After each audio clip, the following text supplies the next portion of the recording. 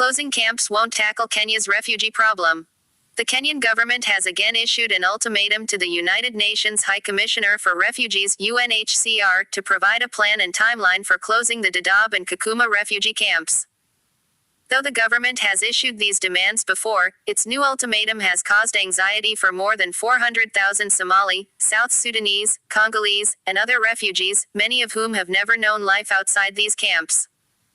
When the Kenyan government announced the closure of Dadaab in 2016, it put heightened pressure on Somali refugees to sign up for cash incentive, voluntary repatriation, by threatening to dump them back empty-handed in Somalia if they missed the deadline.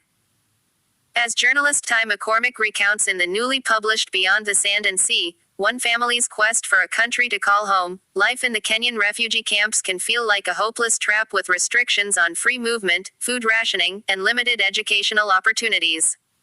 While the book focuses on one man who escaped Dadaab with a Princeton University scholarship, it makes clear that most people in the camps are permanent exiles facing a lifetime in waiting. But sending refugees to a home many have never seen is no solution when conditions there have not improved. As journalist Molad Hujali, himself a Somali refugee raised in Dadaab, said in a recent podcast, some of those who have signed up for voluntary repatriation because of pressures and conditions in Dadaab have ended up in camps for the internally displaced within Somalia with fewer resources and where the security situation is more dangerous. On April 8, Kenya's High Court ordered a temporary stay of the government's ultimatum, which buys the UNHCR about a month to respond.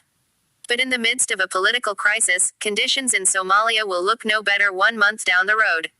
UNHCR has no quick fix to offer consistent with its protection mandate. Of course, many refugees would like to go home, indeed anywhere but these remote camps, but declaring the problem solved and threatening to truck people to the border is not a solution, it's a recipe for further dislocation and suffering. Until the situation in Somalia stabilizes, Kenya needs to maintain asylum and consider allowing refugees at long last to integrate.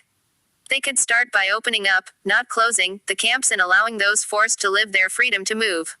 Meanwhile, donor governments need to provide financial support and resettlement opportunities that can keep a glimmer of hope alive for those living in the camps.